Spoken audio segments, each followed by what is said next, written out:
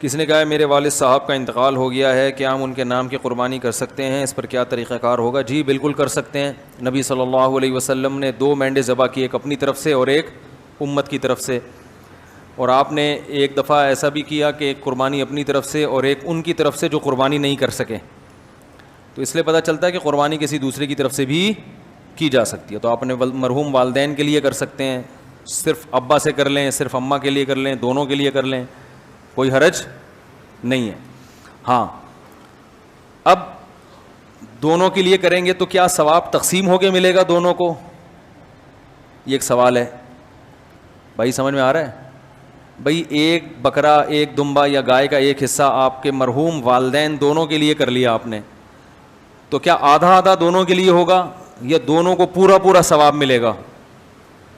اس میں علماء کی 2 رائے ہیں، کیونکہ اس کے بارے میں قرآن و سنت خاموش ہیں۔ صحیح ہے نا؟ ابے بھائی بکرا ایک ہے اور ہو رہی ہے مرحوم ابا اور اماں دونوں کی طرف سے، تو کیا آدھا آدھا ابا اماں کو ثواب پہنچے گا یا پورے پورے بکرے کا پہنچے گا؟ سوال سمجھ میں آئے گا تو پھر جواب سمجھ میں آئے گا نا۔ تو اس میں علماء کی 2 رائے ہیں، کیونکہ قرآن و حدیث جہاں واضح نہیں ہو تو پھر اجتہاد ہوتا ہے نا۔ تو بعض جی نہیں، مرحوم میں زیادہ کے لیے بھی ہو سکتا ہے، زندہ میں تو ایک کے لیے ہی ہوگا، جو مرحومین ہیں ان میں پوری امت کے لیے جب نبی نے کر لیا تو نا، تو آپ بھی پوری امت کے لیے بھی کر سکتے ہیں۔ اصل میں ہوتا وہ آپ ہی کی طرف سے ہے، تو آپ چونکہ ایک ہیں تو آپ ایک ہی بکرا کریں گے، لیکن اس کا ثواب پہنچایا جاتا ہے زیادہ لوگوں کو، تو وہ 2 کے لیے بھی ہو سکتا ہے، 10 کے لیے بھی ہو سکتا ہے، پوری امت کے لیے بھی ہو سکتا ہے، وہ زندوں کے لیے بھی ہو سکتا ہے، لیکن وہ ہوگا پھر آپ کے لیے۔ لیکن جب آپ قربانی 2 کی طرف 2 زندوں کے لیے کر رہے ہوتے ہیں، پھر وہ دونوں کے لیے الگ الگ ہو رہی ہوتی ہے، اس میں ایک میں 2 آدمی شریک نہیں ہو سکتے۔ لیکن صرف ثواب پہنچانے کی حد تک جہاں تک بات ہے، تو ثواب پہنچانے میں تو 10 کو پہنچا دیں آپ۔ تو اب علماء کہتے ہیں کہ بعض علماء کہتے ہیں ڈیوائیڈ ہو کے پہنچتا ہے، صحیح ہے نا، اور بعض کہتے ہیں نہیں پورا ثواب اس کو بھی ملے گا، پورا ثواب اس کو بھی ملے گا۔ دونوں قول ہیں علماء کے، تو اس لیے افضل تو یہی ہے کہ ابا کے لیے الگ کر لیں، اماں کے لیے الگ کر لیں، افضل یہی ہے۔ اور اگر نہیں کر سکتے دونوں کے لیے کر لیں، ایک ہی کر لیں دونوں کے لیے۔ اللہ پہنچانا چاہے گا تو دونوں کو پورے پورے۔ مفتی طارق مسعود صاحب کے بیانات سننے کے لیے youtube.com/مفتی طارق مسعود کو سبسکرائب کریں، اور اگر آپ لائیو ویڈیو کو کبھی بھی مس نہیں کرنا چاہتے ہیں تو سبسکرائب کرنے کے بعد بیل آئیکن پہ کلک کرنا مت بھولیں۔ جزاک اللہ۔ اچھا بھائی، قربانی کا گوشت کتنے دن تک استعمال کر سکتے ہیں؟ قربانی کا گوشت کتنے عرصے تک کھا سکتے ہیں؟ کچھ لوگ کہتے ہیں قربانی کا گوشت محرم الحرام سے پہلے ختم ہو جانا چاہیے۔ قربانی کا گوشت 3 حصوں میں تقسیم کرنا لازم ہے۔ قربانی کے گوشت کو 3 حصوں میں، یعنی اپنے علاوہ رشتہ داروں اور غریبوں میں تقسیم کرنا لازم ہے، یا سارا گوشت خود بھی رکھ سکتے ہیں؟ بنت طالب کراچی سے، بہتر یہ ہے کہ 3 حصے کر دیں، ایک رشتہ داروں کے لیے، ایک مستحقین کے لیے، غریبوں کے لیے، اور ایک اپنے لیے۔ کوئی لازمی نہیں ہے۔ آج کل تو جتنے رشتہ دار ہیں اکثر قربانی کر رہے ہوتے ہیں، تو اگر رشتہ داروں کا حصہ نہ بھی رکھا تو 1/3 آپ غریبوں کے لیے نکال دیں تو بھی ٹھیک ہے۔ اور اگر کوئی خود غریب ہے اور بچوں کو گوشت پورے سال زیادہ مقدار میں کھانے میں نہیں ملتا، تو پھر اس کے لیے افضل یہ کہ پورا گوشت خود رکھے گا، کیونکہ اپنے بچوں کا حق دوسروں سے بہرحال زیادہ ہے۔ بعض غریب گھرانے ہوتے ہیں پورے سال گوشت نہیں ملتا ان کو بچوں کو کھانے کے لیے، بچے خوش ہوتے ہیں ابو گائے لائے ہیں، بکرا لائے ہیں، اب تو گوشت خوب دبا کے پھوڑیں گے ہم، تو ابا نے اٹھا کے صدقہ کر دیا، تو بچوں کا بڑا اس میں نقصان ہوتا ہے۔ تو شریعت یہ کہتی ہے کہ پہلے اپنے بچے بعد میں دوسروں کے بچے۔ تو اس لیے اگر کوئی غریب ہے اور خاندان بڑا ہے اس کا، تو اس کو چاہیے کہ وہ سارا گوشت خود ہی رکھ لے۔ حرام مغز کھانے کا حکم کیا؟ حرام مغز مکروہ ہے، جبکہ اس کا شمار 7 ممنوع اجزاء میں نہیں ہوتا۔ فائز صاحب جدہ سے۔ حرام مغز بیچارے کا نام حرام پڑ گیا ہے، وہ ہے حرام نہیں۔ یہ جو ریڑھ کی ہڈی کے اندر ہوتا ہے یہ پیچھے کی طرف، تو یہ حرام نہیں ہوتا، اس کا نام پتہ نہیں کیوں لوگوں نے حرام مغز رکھ دیا ہے بہرحال یہ حلال۔ تو اور حرام مغز کھانے والوں کو، جو حرام مغز کو حرام کہتے ہیں، جب آپ ان کو سمجھاؤ کہ یہ حرام نہیں ہے تو وہ مغز کھانے لگتے ہیں، یعنی ہمارا مغز کھانے لگتے ہیں۔ تو ہم کہتے ہیں یار یہ ایک حلال مغز کو حرام کہنے کا نتیجہ ہے جس کی وجہ سے تم ہمارا حلال مغز کھا رہے ہو۔ تو بہرحال یہ حرام نہیں ہے، جائز ہے بالکل، اور اس کا نام بہتر ہے تبدیل کر دیں، کچھ اور رکھ دیں اس کا نام۔ اوجڑی کھانا حلال ہے یا مکروہ؟ بکرے کی اوجڑی کا کیا حکم ہے؟ سلمان علی، جائز ہے اگر اس کو اچھی طرح سے صاف کر دیا جائے اس کی پرت اوپر سے اتار دی جاتی ہے اور صفائی اچھی طرح سے ہو تو اوجڑی کھانا بالکل جائز ہے، اور بلکہ صحت کے لیے، پیٹ کے لیے سنا ہے مفید بھی بہت ہے۔ کپورے کھانے کا شرعی حکم، کپورے کھانا کیسا ہے؟ اگر کوئی کھا لے تو کیا حکم ہے؟ محمد ابراہیم سلیم، جائز نہیں ہے فقہ حنفی میں، اور اس کی دلیل بڑی مضبوط ہے۔ ایک تو صحابہ سے یا نبی صلی اللہ علیہ وسلم سے کہیں بھی ثابت نہیں ہے کہ جانور میں یہ چیزیں آپ نے کھائی ہوں کبھی، اور دوسری بات یہ کہ وہ نجاست کا محل ہے۔ اوجڑی میں بھی نجاست جمع ہوتی ہے لیکن اس کے اوپر ایک پرت ہوتی ہے اور وہ نجاست سرایت نہیں کرتی، جبکہ یہ جو خصیتین ہیں ان میں تو نجاست اچھی طرح سرایت کر جاتی ہے، یہ متولد بھی ہوتی ہے یہیں سے، بنتی بھی یہیں سے نجاست، اس لیے اس کا کھانا جائز نہیں ہے۔ باقی کسی کا اختلاف ہو، امام شافعی کے فقہ کو کوئی فالو کرتا ہے تو وہ بھی مجتہد تھے، ان کی رائے میں جائز ہے، تو پھر ایسے اختلافی مسائل میں ایک دوسرے پہ شدت نہیں کرنی چاہیے۔ تو آپ احتیاط کریں، اگر کوئی کھا رہا ہے تو وہ اس کا ہیڈک ہے، آپ اس کو الجھے نہیں آپ اس سے۔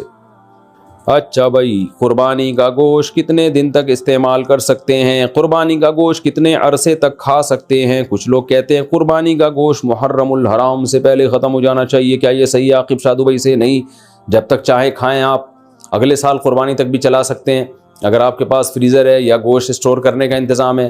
باقی یہ کہ اگر اللہ نے مال دیا ہے تو کھائیں اور کھلا کے ختم کریں، غریب ہیں تو اسٹور کر لیں، تو مالدار ہیں تو ایک کھا لیں اور جتنا کھا سکتے ہیں اور کھلا بھی دیں، جلدی جلدی کر لیں۔ تو باقی جائز ہے کہ جب تک چاہیں آپ استعمال کریں۔ اکثر میں اس پہ ایک چٹکلا بھی سناتا ہوں نا، ایک آدمی نے خواب دیکھا کہ اس کا بکرا جو ہے وہ جنت میں گھوم رہا ہے، جو اس نے ذبح کیا تھا، لیکن ٹانگ نہیں ہے اس کی۔ تو اس نے پوچھا فرشتوں سے خواب میں کہ بھائی یہ میرا بکرا پورا یہاں آ گیا، ابھی تک یہ ٹانگ کیوں نہیں؟ اس نے کہا وہ ابھی تک تیرے فریج میں پڑی ہوئی ہے اس لیے۔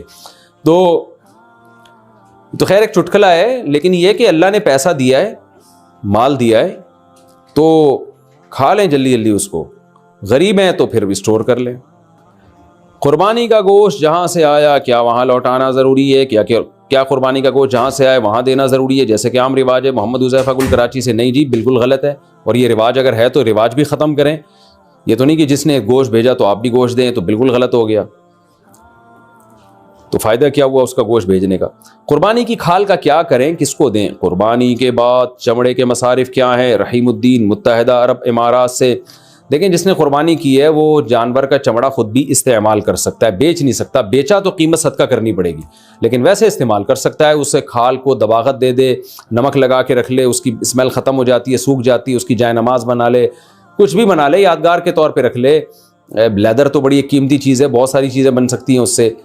تو میں نے ایک دفعہ بچپن میں قربانی کے جانور سے مسلح بنانے کی ناکام کوشش کی تھی، مجھے تجربے نہیں تھے، تو اب یوٹیوب پہ آپ سرچ کر سکتے ہیں، بہت سارے طریقے مل جائیں گے آپ کو، تو ایک بڑا اچھا لیدر مل جاتا ہے آپ کو، تو وہ جائز ہے، استعمال کر سکتے ہیں، لیکن اگر بیچ دیا تو پھر اس کی قیمت صدقہ کرنی پڑے گی۔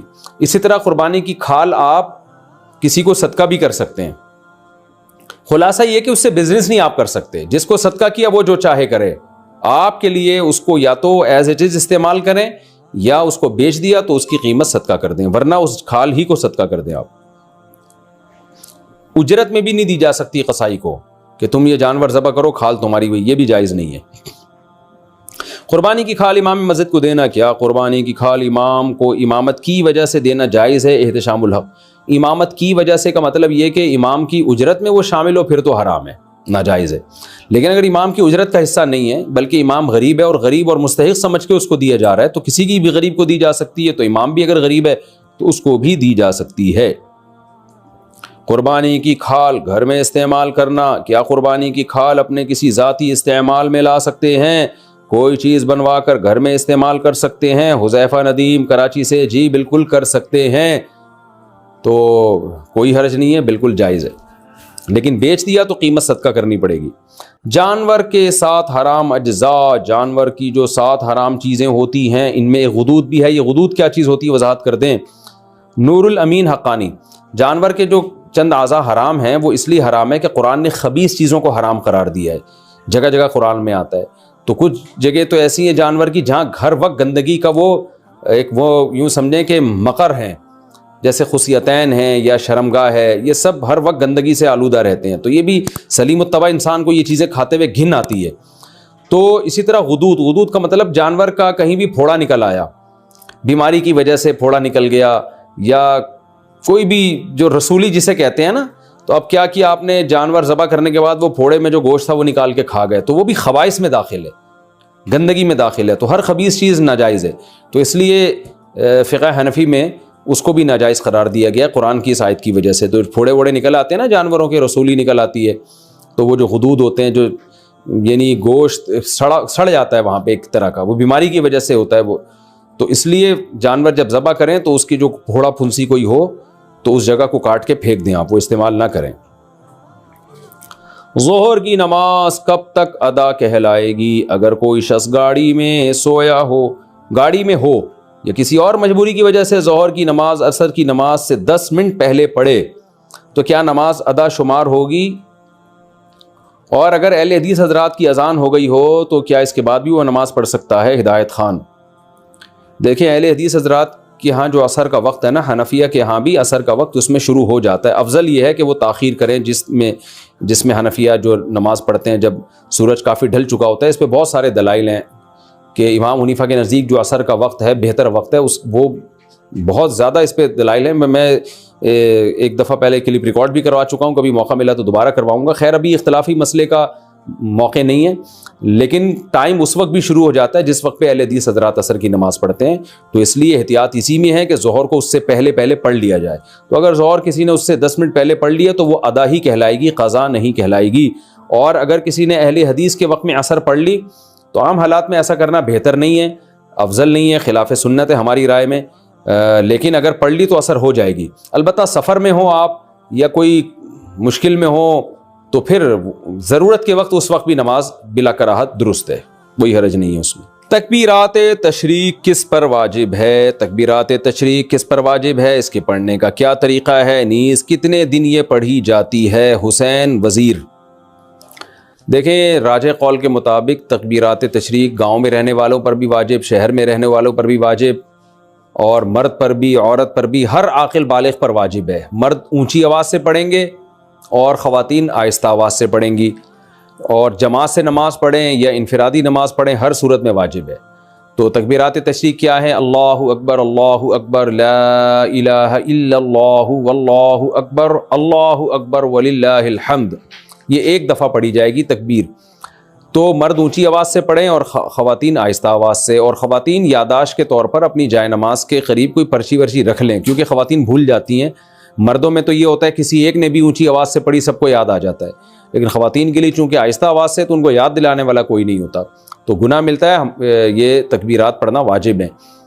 باقی یہ کہ کب سے واجب ہیں تو 9 ذی الحجہ کی فجر، یعنی بقرعید سے ایک دن پہلے فجر کی نماز سے یہ شروع ہوں گی، اور پھر 13 ذی الحجہ یعنی بقرعید کے 3 دن اور اس کے علاوہ ایک اور دن، اس میں عصر کی جو نماز ہوگی وہ آخری تکبیر اس میں کہی جائے گی، مغرب میں نہیں کہی جائے گی۔ تو 13 ذی الحجہ کی عصر تک 9 ذی الحجہ کی فجر سے شروع کی جائے گی۔ تو یہ تکبیرات تشریق ہیں۔ تکبیرات تشریق صرف قربانی کرنے والوں کے لیے ہے۔ بقرعید کی تکبیریں کن لوگوں کو پڑھنی چاہیے؟ قربانی کرنے والوں کو یا ہر ایک کو؟ اور یہ تکبیرات کتنے دن تک پڑھنی چاہیے؟ حسین وزیر۔ یہ میں نے آپ کو اس سوال کا جواب اس سے پہلے والے سوال میں ڈیٹیل سے دے دیا ہے۔ جو قربانی کر رہے ہیں وہ بھی، جو نہیں کر رہے وہ بھی، سب پر لازم ہے۔ تنہا نماز پڑھنے والا تکبیرات تشریق پڑھے گا اگر 10، 11، 12 ذی الحجہ کو کسی نے فرض نماز امام کے ساتھ نہیں پڑھی لیکن وقت کے اندر ہی تنہا نماز ادا کر لی تو کیا وہ تکبیرات تشریق پڑھ سکتا ہے؟ شمیم الحسن انڈیا سے، جی اس پر بھی واجب ہے، پڑھے گا۔ اور یہ 10، 11، 12 نہیں، 9، 10، 11، 12، 13 ان دنوں میں واجب ہوتی ہے۔ ایام والی عورت کیا تکبیرات تشریق پڑھ سکتی ہے؟ کیا عید الاضحیٰ کے دنوں میں ایام والی عورت تکبیرات تشریق پڑھ سکتی ہے؟ ابو عمار سعودی عرب سے۔ دیکھیں تکبیرات تشریق یہ فرض نماز کے ساتھ خاص ہیں، فرض نماز کے فوراً بعد پڑھی جاتی ہے۔ تو جب ایام میں جو عورت ہے اس پہ نماز ہی نہیں ہے تو تکبیرات تشریق کہاں سے ہو گئی؟ تو ویسے وہ اللہ کا ذکر کرنے کے طور پہ تکبیرات تشریق پڑھتی رہے سارا دن، وہ تو بہت اچھی بات ہے، سارا دن ذکر کرے گی، ان دنوں میں ذکر کا ثواب بہت زیادہ ہے۔ تو عورت پہ صرف تلاوت اور نماز پہ پابندی ہوتی ہے ایام حیض میں، اس کے علاوہ تو ہر قسم کی عبادت عورت کر سکتی ہے، روزہ، نماز اور تلاوت نہیں کر سکتی، باقی درود شریف، استغفار، تکبیرات، یہ ساری عبادتیں جائز ہیں اور بلکہ باعث ثواب ہے۔ تکبیرات تشریق پڑھنا بھول جائیں تو کب پڑھیں گے؟ اگر تکبیرات تشریق پڑھنا بھول گیا 1 گھنٹے بعد یاد آ جائے تو اس وقت کہنا صحیح ہے یا نہیں؟ سیف اللہ کوئٹہ سے۔ نہیں بھائی، یہ نماز کے فوراً بعد پڑھی جائے گی۔ اگر درمیان میں فاصلہ آ گیا، کوئی کام مشغول ہو گئے آپ، تو پھر یہ تکبیرات ختم۔ قضا نماز کے بعد تکبیرات تشریق پڑھنے کا حکم۔ عید کے دنوں میں قضا نماز کے بعد تکبیر تشریق پڑھنے کا کیا حکم ہے؟ نیز عید کے دنوں کی قضا نماز پڑھنے کے بعد تکبیرات تشریق پڑھنی چاہیے کہ نہیں پڑھنی چاہیے؟ نوید ملک سرگودا سے۔ اگر ایام تشریق میں ہی کوئی فرض نماز قضا ہوئی اور اس کو لوٹا بھی ایام تشریق میں ہی رہے ہیں تو اس قضا نماز کے بعد تو تکبیرات تشریق پڑھی جائے گی، اس کے علاوہ نہیں پڑھی جائے گی۔ کیا مطلب؟ تکبیرات تشریق سے پہلے نماز قضا ہوئی تھی اور آپ اس کو قضا کر رہے ہیں تکبیرات تشریق میں، تو یہاں بھی تکبیرات تشریق نہیں ہوں گی۔ نماز قضا ہوئی تکبیرات تشریق میں، لوٹا رہے ہیں تکبیرات تشریق گزرنے کے بعد، تو بھی تکبیر واجب نہیں ہے، بلکہ سنت ہی نہیں ہے، بلکہ اگر کوئی سنت سمجھ کے کرتا ہے تو بدعت ہے۔ اس سال تکبیرات تشریق میں آپ کی نماز قضا ہوئی، آپ اگلے سال ایام تشریق میں، اس سال ایام تشریق میں آپ کی نماز قضا ہوئی، آپ اگلے سال ایام تشریق میں نماز قضا لوٹا رہے ہیں تو بھی تکبیرات تشریق نہیں ہے۔ تو صرف ایک صورت میں ہے قضا نمازوں میں کہ اسی سال کے ایام تشریق کی قضا نماز اسی سال کے ایام تشریق میں لوٹائیں گے تو اس کے بعد تکبیر پڑھیں گے، ادروائز نہیں پڑھیں گے۔ گائے مر جائے تو دفن کریں یا ویسے ہی پھینک دیں؟ بھینس یا گائے یا اس کا بچہ فوت ہو جائے، یعنی قربانی کے جانور کی بات ہی ہو رہی ہے، ظاہر ہے تو اس کو دفن کرنا چاہیے یا ایسے ہی پھینک دینا چاہیے؟ حامد میر سکھر سے۔ ایسے ہی پھینکیں گے، بدبو ہوگی، اسمیل ہوگی، سارے گلی محلے کے کوے، کتے، چوہے، بقرعید آپ کی ہوگی، منائیں گے وہ، اور پھر وہ بہت گندگی ہوتی ہے اس سے۔ تو بہتر یہی ہے کہ بھائی یا تو اس کو دفن کر دیں یا اس کو بہت دور لے جا کے آبادی سے کہیں ٹھکانے لگا دیں تاکہ آبادی میں گندگی نہ ہو۔ لوگ کہہ سکتے ہیں کتوں کو کھانا کھلائے، تو دیکھو مردار چیز جانور کو کھلانا بھی جائز نہیں ہے، چاہے کتے ہو چاہے کوے ہو۔ تو آپ کچرے میں پھینک دیں، پھر کتے خود ہی کھا لیں تو ان کی مرضی ہے، لیکن آپ کے لیے اس نیت سے کتوں کے آگے ڈالنا یا جانور کے آگے ڈالنا کھلانے کی نیت سے تو یہ جائز نہیں ہے۔ مردار گوشت کھلانے کی آپ کو جانور کو بھی اجازت نہیں ہے کہ جانور کو بھی آپ نہیں کھلا سکتے، وہ اپنی ارادے سے آپ پھینک دیا، جانور خود کھا رہا ہے تو ایک الگ بات ہے، لیکن شہر کے بیچ میں پھینکیں گے تو اگرچہ جانور خود ہی کھا لیں گے، لیکن یہ کہ وہ آپ نہیں کھلا رہے، آپ نے کھلانے کی نیت نہیں تھی، وہ خود کھا رہے ہیں، لیکن گندگی تو بہرحال ہوگی نا، اس کے تعفن، بدبو، جراثیم پھیلیں گے، تو اس لیے اس کو دفن کریں یا آبادی سے بہت دور اس کو پھینک دیں۔ گائے مر گئی تو اس کی کھال استعمال کر سکتے ہیں۔ بھینس کا بچہ فوت ہونے کے بعد کسی ضرورت کے لیے اس کا چمڑا اتار سکتے ہیں۔ حامد میر سکھر سے۔ جی، مردار کی کھال سے فائدہ اٹھایا جا سکتا ہے دباغت کے بعد، یہ جائز ہے۔ اگر آپ نے مردار جانور، گائے مر گئی یا اس کا بچہ مر گیا یا بھینس مر گئی یا اس کا بچہ مر گیا، اور آپ نے اس کی کھال اتار کے اس کو دباغت دے دی، دباغت کہتے ہیں خشک کر لیا اس کو ایک پروسیس کے تحت، نمک لگا کے یا کوئی مشین وغیرہ کے ذریعے، کیمیکل وغیرہ کے ذریعے، تو اگر خشک کر لیا، اس کی اسمیل، بدبو بالکل ختم ہو گئی، تو پھر اس سے فائدہ اٹھانا، کھانا تو جائز نہیں ہے، ظاہر ہے مردار ہے، لیکن یہ کھال سے فائدہ اٹھانا جو ہے وہ جائز ہو جائے گا۔ حاملہ عورت کے لیے ڈیلیوری سے پہلے نماز کا حکم۔ حاملہ عورت نماز کب سے چھوڑ سکتی ہے؟ بچہ پیدا ہونے والے دن سے یا اس سے پہلے؟ خالد صاحب سویڈن سے۔ نہیں جی، جب تک بچے کی پیدائش نہیں ہو جاتی عورت پر نماز واجب ہوتی ہے، اور اس بارے میں بہت سخت احکام ہیں، خواتین اس کی پرواہ نہیں کرتی۔ یاد رکھیں، اسلام میں نماز قضا کرنے سے بڑا کوئی گناہ نہیں ہے، تو جس دن بچے کی ولادت ہونے والی عورت اس وقت بھی نماز پڑھے گی، جب تک بچے کی ولادت یعنی بچے جسم سے باہر نہیں آ جاتا، اور بلیڈنگ جیسے ہی باہر آتا ہے تو ظاہر نفاس کا خون شروع ہو جاتا ہے، پھر نماز معاف ہو جاتی ہے۔ اس سے پہلے اگر ٹائم ہے تو عورت پر نماز پڑھنا واجب ہے، اور اگر اتنا تھوڑا ٹائم رہ گیا کہ ولادت بھی ہونے والی اور نماز بھی قضا ہو رہی ہے اور ممکن ہی نہیں ہے نماز کی نیت باندھنا، درد ہو رہا ہے، تکلیف ہو رہی ہے اور بچے کی پیدائش کا عمل شروع ہونے والا ہے یا ہو چکا ہے، اور نماز پڑھنا اس کے لیے ممکن ہی نہیں رہا، تو پھر چونکہ نماز کا وقت بہرحال داخل ہو چکا تھا تو اس پر وہ نماز کا قضا کرنا واجب ہے۔ توبہ استغفار بھی کرے کہ اتنی دیر کیوں کی نماز میں، اس کو چاہیے تھا نماز کا ٹائم داخل ہوتا فوراً نماز پڑھ لیتی، لیکن یہ کہ نماز پھر بعد میں قضا کرنی پڑے گی کیونکہ یہ نماز اس پر واجب ہو چکی تھی. یا اتنا ٹائم اگر پاکی کے ٹائم میں مل گیا نا کہ وہ وضو کر کے تکبیر تحریمہ کہہ کے نیت باندھ سکتی تھی, تو کسی عورت کو اتنا بھی ٹائم مل گیا تو اس پر وہ نماز واجب ہو جاتی ہے. ادا نہیں کر سکی تو قضا کرنی پڑے گی اس کو. تیسرے آپریشن کا خوف ہو تو حمل گرانے کا حکم. میری گھر والی کے 2 آپریشن ہو چکے ہیں, اب 3 ہفتے کا حمل ہے, تیسرے آپریشن سے سخت ڈرتی ہے, کیا ہم حمل گرا سکتے ہیں؟ فیاض احمد ڈیرہ اسماعیل خان سے. دیکھیں 4 مہینے کے بعد تو حمل گرانا کسی قیمت پہ جائز نہیں ہے. 4 مہینے سے پہلے کوئی شرعی عذر ہو, واقعی عذر ہو تو گرا سکتے ہیں, ادروائز نہیں. تو آپریشن سے بچہ پیدا ہونا تو کوئی ایسا شرعی عذر نہیں ہے جس کی بیس پہ حمل گرانا جائز ہو. ہاں آپریشن کی وجہ سے اگر خطرات ہیں, ماں کی جان کو خطرہ ہے, یا کوئی خدا نخواستہ معذوری کا خطرہ ہے, یا اور دوسرا یہ بھی ذہن میں رکھیں کہ آپریشن جو ڈاکٹر کر رہے ہوتے ہیں تو یہ چند ڈاکٹروں سے پوچھ لیں کہ بغیر آپریشن کے ہو سکتا ہے کہ نہیں ہو سکتا. آج کل ڈاکٹر خود بہت جلدی آپریشن کر رہے ہوتے ہیں پیسے بنانے کے چکر میں یا جان چھڑانے کے لیے. تو اس میں ماہرین ڈاکٹروں سے, کئی ڈاکٹروں سے رائے لے لیں پھر فیصلہ کریں. بہت سے کلینک ایسے ہیں, بہت سے ہسپتال ایسے ہیں جہاں آپریشن نہیں ہونے دیتے, وہ نارمل ڈیلیوری ہوتی ہے. جو لوگ باہر ملکوں میں رہتے ہیں, چائنا وغیرہ میں, وہ تو ہمیں بتاتے ہیں کہ یہاں تو آپریشن کرنے نہیں دیتے جب تک بہت شدید مجبوری نہ ہو. یہاں تک کہ پیشنٹ کہہ رہا ہوتا ہے کہ آپریٹ کریں, وہ ڈاکٹر کہتا ہے نہیں, پھر وہ کہتے ہیں نہیں نارمل اور نیچرل جو ہے وہی ہو, اسی طریقے سے ڈیلیوری ہوگی. تو یہ کوئی ایسا عذر نہیں ہے جس کی وجہ سے حمل گرانا جائز ہو. لیکن اگر واقعی کوئی ایسے خطرات ہیں, بیمار ہونے کا خطرہ ہے یا اور کوئی بڑا خطرہ ہے, تو پھر حمل گرایا جا سکتا ہے. لیکن صرف آپریشن کوئی ایسا شرعی عذر نہیں ہے. ڈیلیوری کے دوران انتقال کیا شہادت کی موت ہے؟ عورت کی موت عین ولادت کے بعد حالت نفاس میں ہو تو کیا اسے شہادت کی موت کہیں گے؟ افتخار انڈیا. جی بالکل, کیونکہ روایت میں آتا ہے کہ حمل کی وجہ سے جو موت ہوتی ہے عورت کو وہ شہادت ہوتی ہے. تو چاہے بچہ پیٹ میں ہو یا پیدا ہونے کے بعد نفاس میں بھی حمل ہی کے حکام ہوتے ہیں.